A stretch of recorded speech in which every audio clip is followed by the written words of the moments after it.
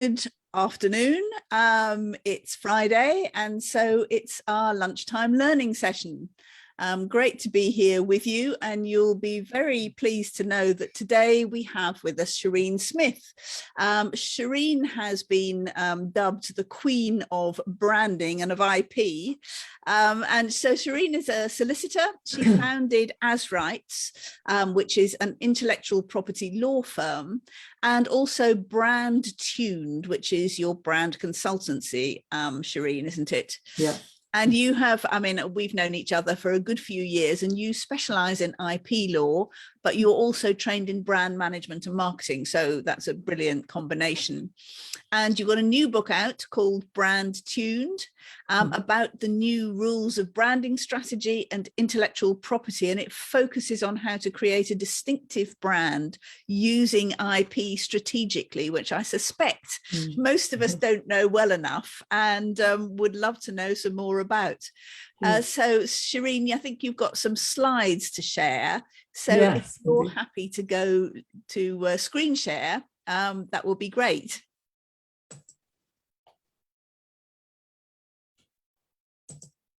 It's always a bit of a bit hit and miss whether, yes, I can see your slides there, branding from the inside out. Lovely. Oh, well, thank you very much, Lucy, for inviting me to give this talk today. Not at all, it's my pleasure. Shall I just go in? And just go in, yes, please do. That would be great. Okay, and if there's any questions, you can let me. I will, yes, I will relay them to you. So yes, if you've got any questions or comments, do write them in the comments and I will pass them to Shireen. Sure. So it's all too common, actually, when you talk to someone about brands and branding and even intellectual property, to find that you're talking at cross purposes because you each have a different definition of the term in mind. So I think it's worth starting by looking at the terminology. Now, the meaning of brand and branding. A brand stands in stark contrast to its unbranded commodity counterpart. So you might think about sand or coal when you hear the word commodity, because these are classic commodities. But the reality is that anything can be a commodity if you pay money for it and it does a job for you. Perhaps you're traveling somewhere and you run out of luggage and buy a suitcase at the airport. That would be a commodity. Or if you lost your laptop and bought a new one, that would also be a commodity purchase. So while a commodity is anything we pay money for that does a job for us, brands also do a job for us and obviously also cost us money. But brands have a third dimension or a third purpose. And that third dimension is that they stand for things. Brands mean things to their target customers. So, for example, instead of any old suitcase, we bought a Samsonite bag because we're interested in superior lightweight suitcases. And maybe rather than buying just a laptop, we bought a MacBook because we wanted that good design and simplicity that Apple offers. So the brand starts with the founder. You know, your point of view about your business's sphere of operation is key to determining what your brand will stand for and which 2 or 3 perceptions you want to occupy in your target customer's mind. It will also determine which customers you will target. That's a really good and clear description. So yes, the difference between a commodity and a brand is a really important starting point. Yes, so therefore I define a brand as a name that distinguishes a product or service from its commodity counterpart due to the perceptions consumers associate with it. So to build your brand involves first looking inside yourself to decide on the perceptions that matter to you. positioning your product or service in the market involves being really clear about your values in regards to the product or service, not your values in general, but about the thing that you're going to be offering. What are you going to do to address any problems you perceive exist? What isn't being offered that you think your target market would like to see? And in terms of your target market, which segment will you go after? Are you well placed to promise them what you intend to offer? So in writing my book, I discovered that brands and branding is complicated by the sheer number of terms that people use, the jargon.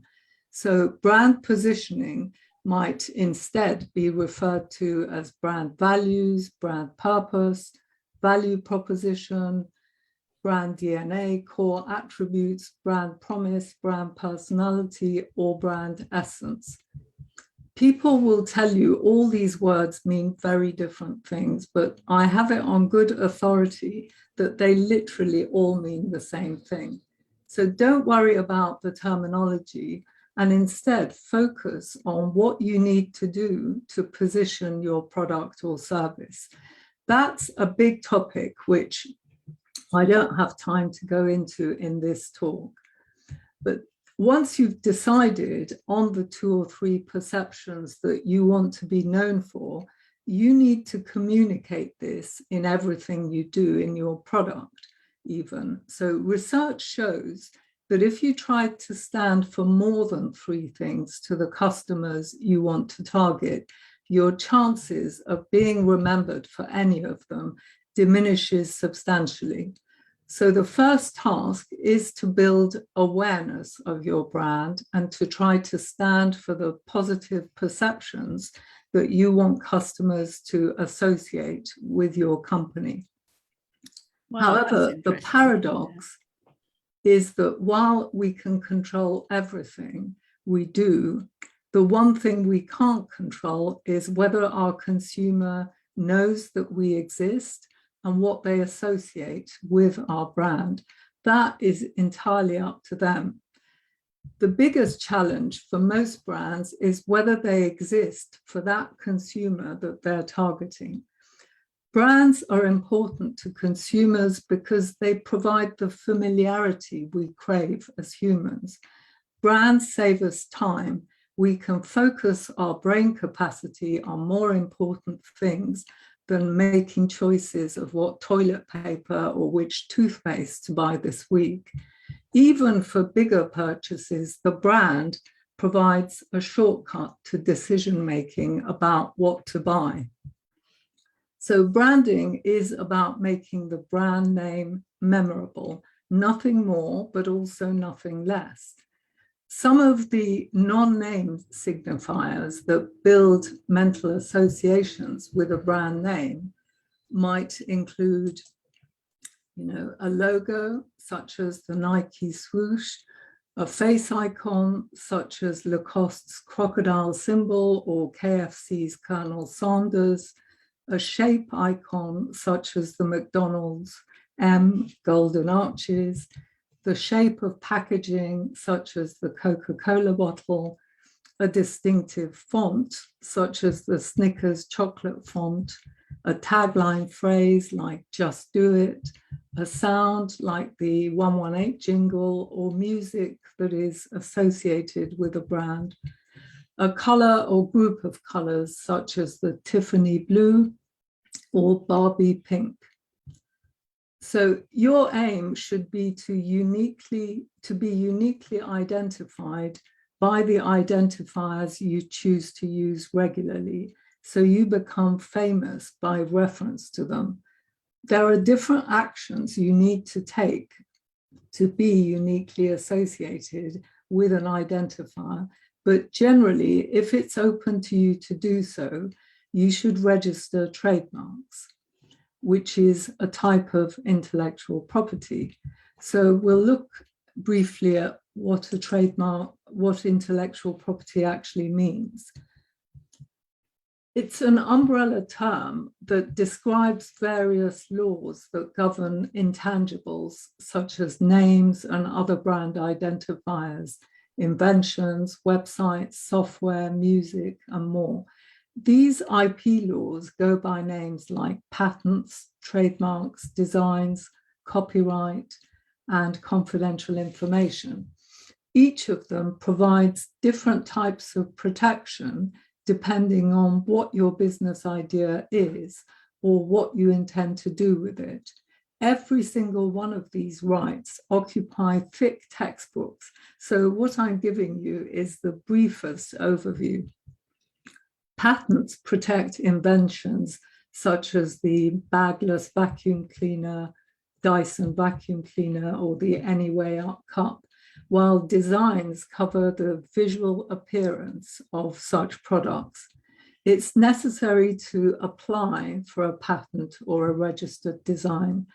Both types of IP last for a finite period of time, 20 and 25 years respectively, provided you renew them. Trademarks, on the other hand, can last forever if you continue to use them and renew them. They are how the law protects brand identifiers like names, slogans, logos, fonts, music, shapes, or colors that identify a business as the source or origin of goods and services. Copyright protects writing, music, art, photographs, logos, etc. It's the main IP right that industries such as computing, music, design, publishing, art, etc. rely on. A brand can easily be a business's most valuable asset. You see this when big businesses go into administration. For example, when the UK-based Arcadia Group was put up for sale, it owned leading high street businesses like Topshop, Topman, and Miss Selfridge. ASOS, an online retailer, bought some of the assets of the business, paying 295 million, of which 265 million was for the brands alone, and 30 million was to buy the physical stock. They didn't actually buy any of the physical stores. Think about that. 265 million of value purely for the brands, namely the intangible assets consisting of a name and visual identity that contains all the perceptions people have about those brands, all the associations which will move them to buy goods sold under a given name. It is essential to secure ownership over the name you're using or intend to use in your business by registering it as a trademark, because everything your business does involves generating name recognition, so customers will choose you over competitors. So don't take your name for granted, protect it. Although it's not necessary in the UK and USA to register a trademark in order to use a name, you're in a very vulnerable position if you don't register a trademark. Registering a trademark should be regarded as the cost of being in business, not an optional extra. An important something you should do straight away, Shireen. I mean, Pardon? So something you should do straight away as soon as you start a business yeah. with a name, or you have a product or a service with a name, you should trademark it. Absolutely, yes. Right, that's a really important point to make. Yeah. So IP is property. Property is a term that refers to anything we have legal title over, be it a tangible thing like a land or a house, a car, furniture, or an intangible thing such as an invention or a brand or a website. The person who has the legal title to something is the owner with enforceable rights in it by law. they have exclusive rights to exploit that property, such as by granting a license to use it. That means the law can be used against someone who misuses property, such as by copying it without permission. Now, while people commonly talk in terms of their IP to denote their intellectual knowledge, ideas, insights, and skills, it's important not to confuse informal IP with IP assets that the law gives property rights over. You have no property rights over your ideas, processes, or methodologies. Some of these might be your trade secrets, but essentially the only way to stop others using them is to keep them secret and guard your information carefully to prevent others finding out about them. Otherwise, you won't be able to stop someone else who discovers your ideas and wants to implement a business based on them. You don't own ideas just because you thought of something first. Right. So can I just, Karen Haller has just asked, should you trademark it even if it's your own name? Do you kind of own your own name, or can other people steal that, as it were, if you don't trademark it? Yes, if at some point you should trademark your own name if you're using it as the main brand name. It depends a lot on your aspirations and ambitions for a business. You are safer when you're using your own name because you have a defense available to you. So that's a slightly different situation. Okay. But someone like Paul Smith, the designer, obviously has a registration for the name. Right. And so, Michaela's just mentioned Kath Kidston. So presumably she trademarked her name as it's sort of part of the business. Yeah, exactly. If it's the main brand name, like, you know, there's a lot of these, I can't remember this guru who's in personal development. Anyway, he's also got his own name as the main brand name. Yeah. So turning your IP, your informal IP, into intellectual property, what this means is that unless you take the right steps to, you know, protect your intellectual property assets as you put your ideas out there or turn them into a business, you could actually destroy the value you might otherwise have derived from them. So say you have insights in your business that lead you to want to create a piece of software to make some task easier. You decide to commission a developer to create a piece of software intending to license it to other businesses. You give the developer all your best ideas and insights. You would assume that you would own the copyright in the resulting software, wouldn't you? However, that's not what the default rules of IP law determine. You just because something is developed out of your ideas and you pay for it doesn't give you copyright in it. This very thing happened in an English case in 2005. Clear Springs Management planned on selling their software and discovered that although they'd provided all the ideas to create the software and had paid for the software to be developed, they didn't actually own the copyright in the software. The developers owned it. All CML had was the right to use the software in their own business. The developers were the copyright owners and as such had the right to exploit the software by marketing and selling it. So the takeaway from this case is that it's crucial to find out how IP ownership passes to you as you turn your ideas into a business or product. Otherwise, you will not profit from them.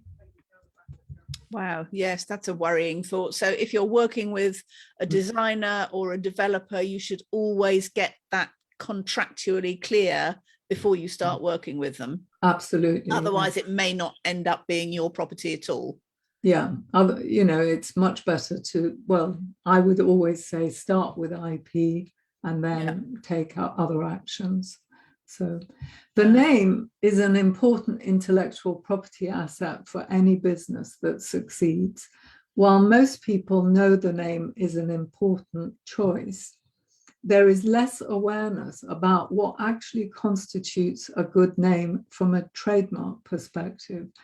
Provided a name is well chosen, it can provide patent-like protection against certain types of competitor activity.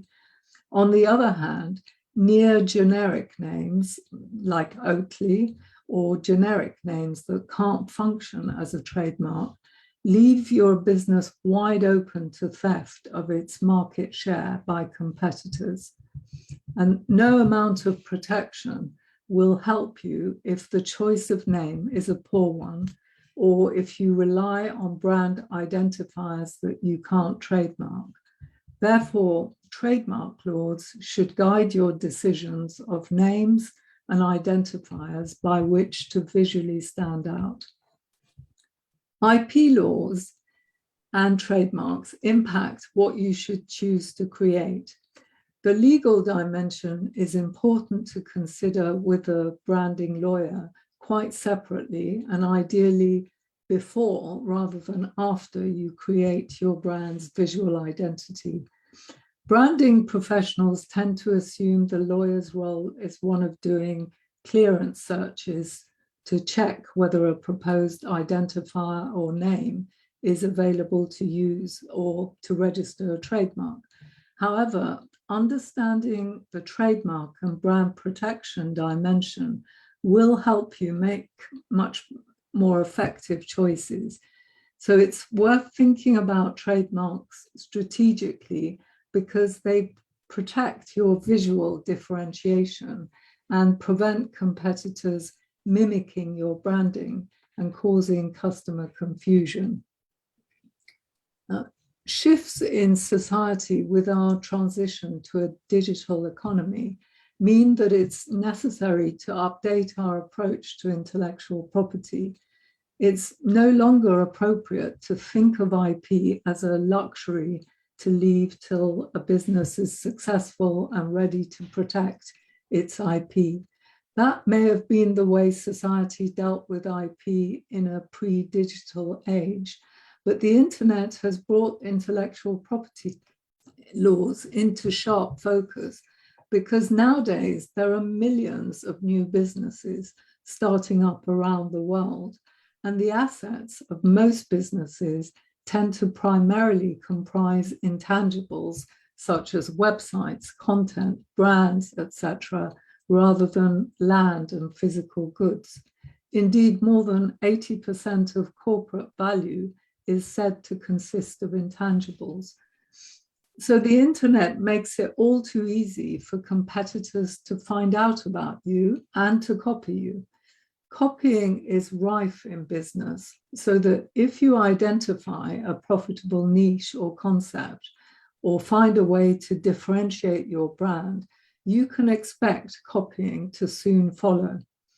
Competitors will try to capture market share by borrowing freely from businesses that they believe have identified lucrative market opportunities. So be aware of this.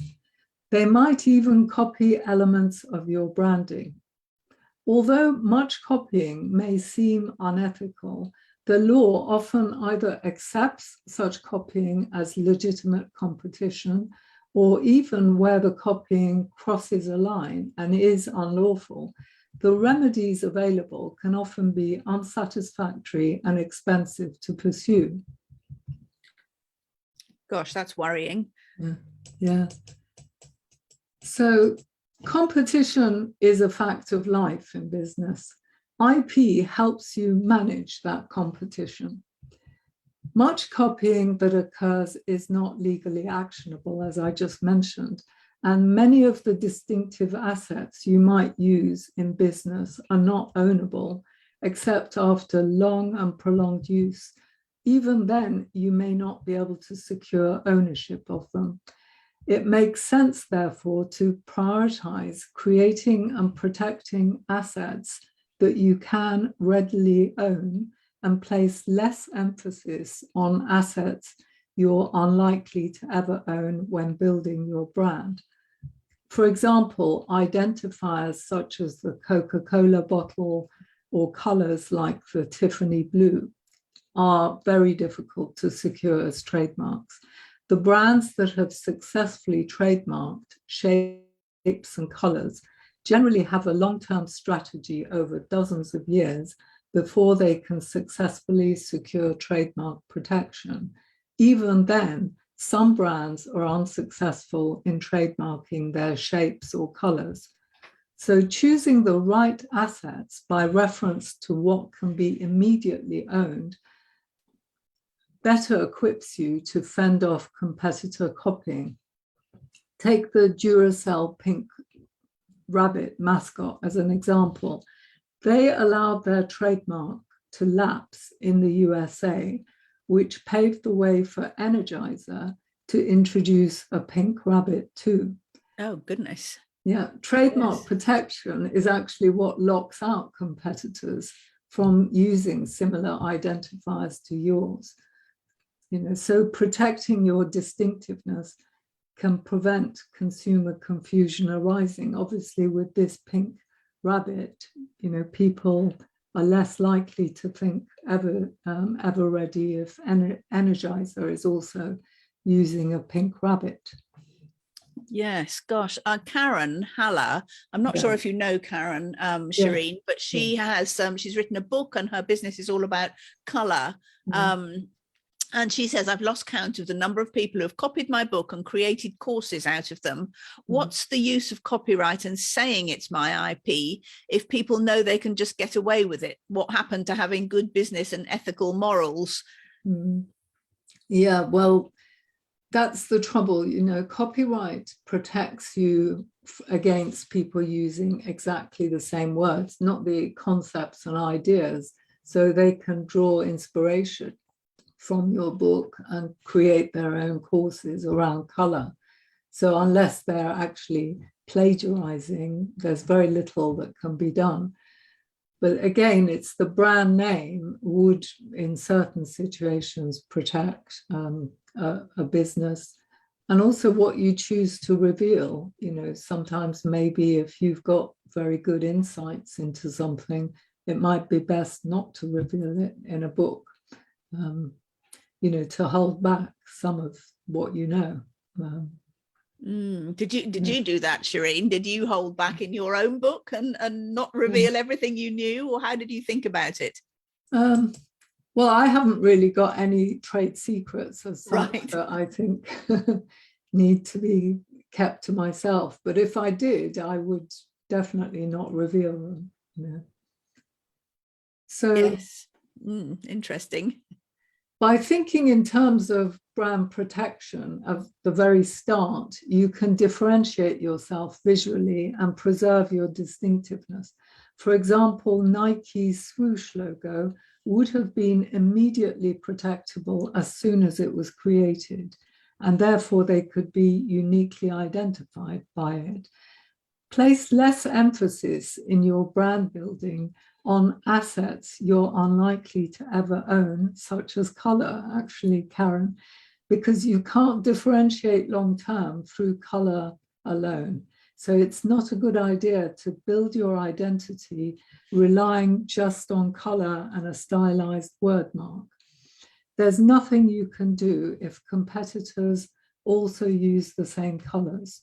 The upshot is that you might then be confused with competitors because consumers are often not really fully concentrating on your brand when they're going about their affairs. Therefore, I'd be inclined to change the color I was using if competitors were using the same color, or I would introduce another color into the mix to put distance between my branding and that of competitors. So just to clarify, Shireen, Karen's book is called The Little Book of Colour, How to Use the Psychology of Colour to Transform Your Life. Yeah. So it's yeah, I suppose you're talking about those ideas that she's had are easily and unfortunately have been, you know, stolen, because that's really hard to copyright. Yeah, well, you can't protect it, so everyone else can gain insights into that and pass it off as their own. You know, most people won't give credit. That's just the the law doesn't protect very many things. That's why where it does provide protection, it's absolutely key to take advantage of it. So Karen says there's been some great legal cases around colour, such as Nestle and Cadbury's. Yes, I mean, Cadbury's has managed to get a trademark in some jurisdictions, not others, for its purple colour. So it's not easy to get a colour trademark. So you need to survey the landscape and see what identifiers competitors are using, so you can create identifiers that separate you from them. As mentioned in relation to the Duracell Energizer example, the way to stop competitors choosing similar identifiers is to lock them out by registering your trademark.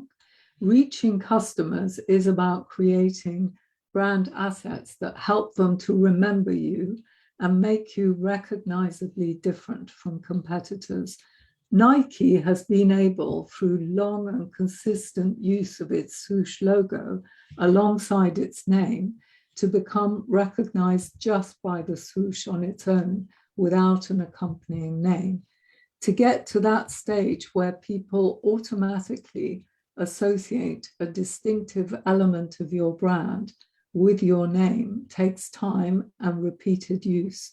Legal protection is key in giving you the time and space to build those associations to your brand in buyers' memories while keeping competitors at bay. I mean, the problem with colour is that there is no interim protection for colour that you can have, so it's difficult to remain unique by a colour. So an implication of the importance of your brand identifiers in helping consumers to recognize you is to avoid chopping and changing your visual identity. Once you've created your brand, regard your brand elements as fixtures and only change them if there are imperative reasons to do so. I've mentioned color as being something you could regard as more fluid. Other brand identifiers should be regarded as fixtures. Your name, logo, and any distinctive branding you've managed to protect through trademark registration are what contain the value of your business. They're among the few elements of your business and brand that you can legally own. So it makes sense to create distinctive identifiers and secure ownership over them. Then by all means, add to your brand codes, but don't tweak the existing ones without good reason. So finally, don't let reservations about the affordability of legal disputes to defend your trademarks stop you from protecting them in the first place. The fact that you are a small brand with limited resources is added reason to choose assets such as names and signs that are inherently strong from a legal perspective and protecting them. Often, simply owning strong rights is enough to avoid disputes arising because it improves your negotiating position, and lawyers can get a good result for you without needing to resort to litigation. Not securing your trademark is actually more rather than less likely to result in litigation for your business. Litigation is expensive, and therefore reducing the risk of it is more important for small businesses than for large household name brands. This means choosing your brand name and other identifiers well and engaging with trademarks early.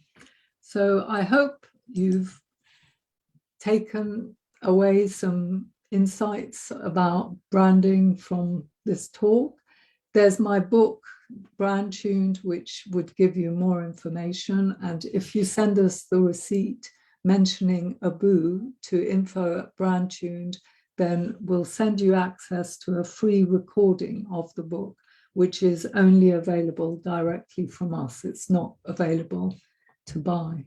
Oh, that's a fantastic offer. Thank you for that, Shireen. I just thanks so much. That's absolutely fascinating, and I'm sure and quite shocking, really. And I'm sure, some people will be kind of, really thinking about that. But so if we know we've got assets that could be trademarked, I mean, is there I know this is probably a kind of how long is a piece of string question, but how much does it cost, and how long does it take, and what do you need to do? Well, you need to check that the name you want to use or any identifier isn't already trademarked by someone else, because there's nothing in the UK system to stop exactly the same trademark being registered by someone else. Therefore, getting a trademark registration isn't actually enough protection. You need to get a lawyer to review the name or identifier before you apply to register it. And I would actually recommend using a lawyer to draft your trademark application. So get a lawyer. That might cost you, to do a good search and registration, at £1,500, say. But then you've got the drafting, and you yourself can then apply for a logo or anything else you need. So for your first trademark, I'd recommend getting a lawyer to do it, and then you could do your own once you've got the benefit of a well-drafted classification. Yeah. Well, that's really helpful. And how long does it take? I mean, if you're going to get a lawyer to do that first draft, well, how long would that take, do you think? Well, it should take 4 or 5 months for everything to come through. So ideally, you should deal with trademarking early on before you launch your business, but you are protected from the time you actually apply once the trademark is granted. And also that first application gives you protection worldwide, assuming nobody else has a trademark for exactly the same term in another jurisdiction. So you can then extend to other countries within that 6-month window. Right, that's great, thank you. So Helen says, Helen Oakwater, who I think you know. Hello, Helen. She says, she says, brilliant session, thank you. And she says, FYI, I received an email from Bubble Wrap Company telling me to stop using the name Bubble Wrapped Children on her book, which had been out for about 4 years. Wow. That's interesting. And Karen also, Karen Haller, says, thank you so much for lifting the lid on this topic, something I never hear graphic designers mention, and I work with a lot. And that's true. I mean, I've never had a graphic designer saying, oh, by the way, shall we, do you want to own the copyright in what we're doing? It's up to, it's almost always up to the person who's employing them to raise it. Yeah, well, unfortunately, designers and marketers are not trained in IP. I've just done a brand management course where there were, companies like Google sending their brand management people, and there was nothing on IP. So it's just, for some reason, IP is missed, even though it's so central to branding. That's extraordinary. And what you've done is bring all this together, and that's why your book is such useful and important reading for all of us small business owners, I think. Thank you. So Shireen, if people want to get in touch with you, and pick your brains or ask you to do some of this work for them, where is the best place to do that? The best place is probably to email info@asrights.com or info@brandtune.com. Either way, I would receive something, and then we can always arrange a time to speak. Generally, if people phone, our answering service will say that I'm not available. So I usually like to fix the time to speak to people. Yeah, absolutely. So yeah, so an email in the first instance. I'll put that in the we'll put that in the top of this post when we're finished talking. But that's brilliant. Thanks so much. I mean, there's lots of sort of, love it. This has been brilliant. Thanks for sharing. Very valuable. So thank you so much, Shireen. Well, thank you, Lucy, for inviting me to do this live. Well, it's been brilliant, and I'm sure people will get in touch. Yes, Michaela's just put it into the comments. So, Shireen, if people watch this later and ask questions in the comments, will you be able to come back and answer them? Sure, if they tag me, I'm in the group. Absolutely. So yes, if you have any more questions, do tag Shireen in the comments. And I think it's such an important subject that none of us generally know enough about or do enough about. So yeah, great. Yeah, unfortunately, it's only when things go wrong. Yes, indeed. Absolutely.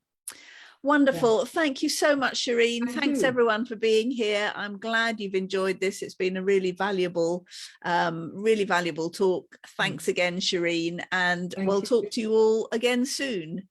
Bye. Bye for now.